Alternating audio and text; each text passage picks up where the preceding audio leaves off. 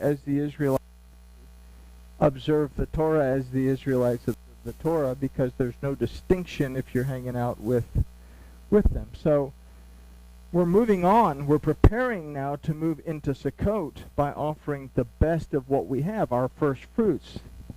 We offer this to Yahusha,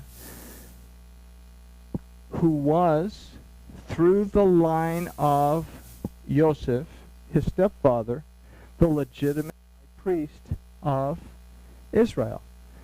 Through his mother, he was the legitimate king.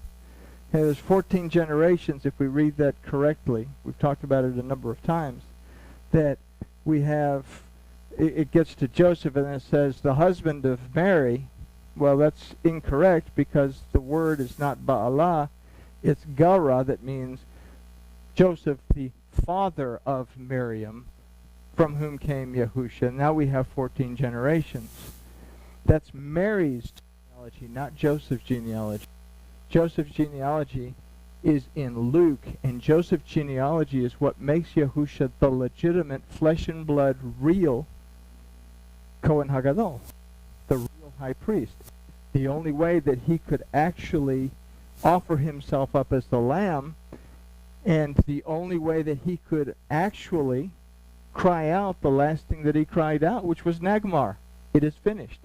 The same time he's calling out Nagmar, the high priest is calling out Nagmar, because the last lamb is being offered.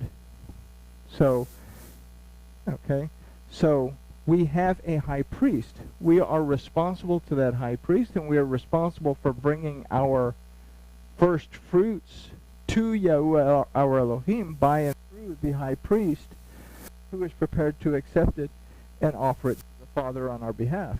Okay? Why is that an important thing? Say, I thought we didn't have a mediator and all this stuff. Yahusha is our example. We now pause for station identification.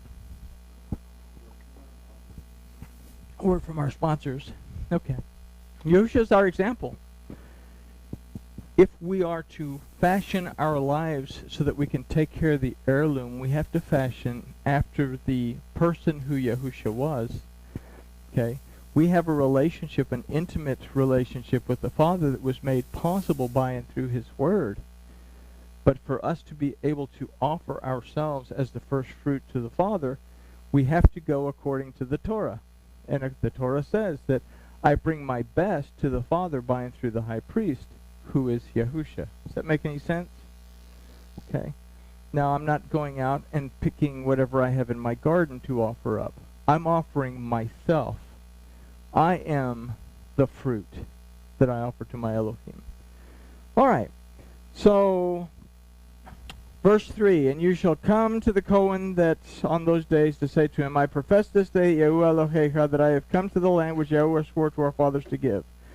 All right, so we've had a lot of Cohens throughout history, but the Cohen of our time is Yahusha, the Kohen Hagadol. Through him we can state, I profess this day to Yahuwah Elohecha that I have come to the land which Yahuwah swore to our fathers to give us. So this declaration is being made to the Cohen's Elohim. Okay? If our Cohen is Yahusha, then his Elohim is also Yahuwah. Okay? As high priest, if we look at him as high priest in the book of Ezekiel, all the worship is going to Yahuwah Elohim.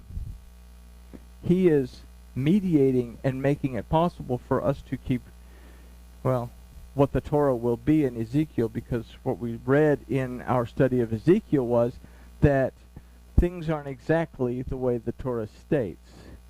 There's a change. There's changes that will take place. But the changes are going to take place after these doors close, and we're here, moving to here. Now, Shemini Atzaret, I say this is an older study. I'm not going to go through the whole thing. I'm going to talk about this last part. Shemini Atzaret, the 8th day. Okay, this is the last day, technically, of Sukkot. It is also a high Shabbat. It is a day that we rest. But the important thing about this thing is that we have examined ourselves to the point, now we're saying, am I ready to go back to the beginning? Hopefully by the time we get through all this, we've looked at ourselves enough to say, yes, I'm ready to go back, ready to seek to go through the next year improving on becoming what I should actually be, the restored Adam. Shemini Atzeret is also a time when we celebrate something called Hoshana Rabbah. Shemini Atzeret is called the Great Day. Okay? And in Brit Hadashah, Yahusha is, we read that Yahusha on that great day went up and he opened the scroll and he read some stuff out of Isaiah. So he actually read the scroll on Shemini Atzeret, but he opened the scroll. Hoshana Rabbah means the great redemption. Okay? And if we look at Torah timing, we have a holiday that we really has been turned into something that competes with Christmas. Hanukkah, okay, is not mentioned in this as a holiday in the Torah, but it is mentioned a number of times throughout the Torah as the dedication of the temple. In Haggai, we have that Zerubbabel is going to receive the signet and he's going to pass it on to his seed. We know that if we do the math in Luke, then we find that Miriam, the mother of Yahusha, became pregnant somewhere around the 25th of Kislev, which would have been Hanukkah. The cornerstone is established as far as that. Okay? Now, we go from Hanukkah to 9 months after the 25th of Kislev, to the day just about, is the first day of Sukkot. Yahusha would have been born the first day of Sukkot. This is why he was laid in a manger. He wasn't laid in a barn. There were sukkahs all over the place. Okay? They were trying to get to Jerusalem. They just didn't quite get to Jerusalem because Sukkot is one of those holidays that you go to Jerusalem. She ended up giving birth at Bethlehem in a sukkah. On the 8th day, what did? They took him and they circumcised him. When you circumcise a child, that is when his name is given. On the 8th day, they asked, what shall his name be? They said, Yahusha, which means Yahuwah redeemed. Okay? So Shemini Atzeret, the 8th day after the birth of Yahusha, the great redemption begins. Okay? But, so in a nutshell, Tavo, we're commanded to remember this little, it's not even a prayer. Now I'm going to, verse 5. You shall speak and say before Yahuwah Elohecha, a wandering Armenian was my father, and he went down into Egypt and sojourned there. Few in number, he became a great nation, great, mighty, and populous. What are we remembering in all of this? What we're remembering is, literally what this would actually say is, an Armenian tried to kill my father. Okay? If we look at it from the word Oved, Laban headed out for Yaakov, had the intent to kill him. Elohim told him, you will not do that. You won't do anything to Jacob. The verse after this, quick Reader's Digest, he said, the Egyptians dealt ill with us and afflicted us and laid upon us hard bondage. And we cried unto Yahuwah, the Elohe of our fathers, and Yahuwah heard our voice and delivered us from our affliction. Pharaoh headed in for the children of Israel. He wanted to kill them. The the midwives would not do it, and two situations where they were doomed to be annihilated.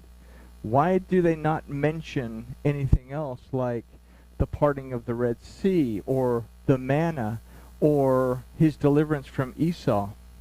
Okay? These are all gifts, things that were given. Esau had no intention of killing Jacob when Jacob returned. Esau wanted to see his brother. His intention for killing him had passed a long time ago.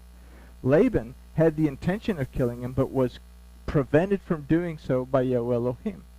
Pharaoh had the intention of killing him, but was prevented from doing so because Yahweh sends Moses and delivers the people.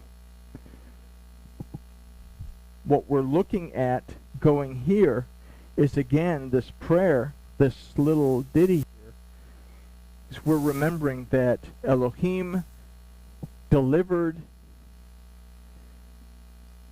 Yaakov, Israel, from death at the hands of Laban, delivered them from death at the hands of the Egyptians, delivered them from Nazi Germany, delivered them from the Arab nations in the Six-Day War.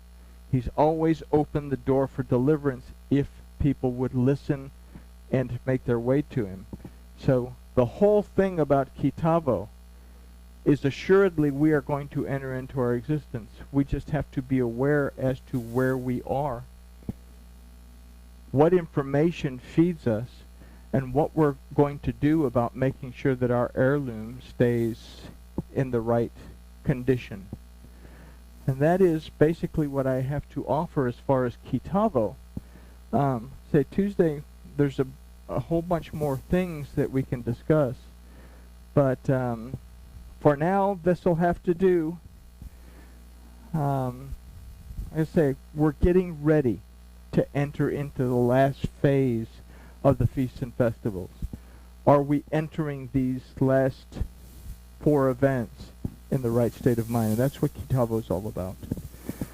And with that, grooviness has been achieved.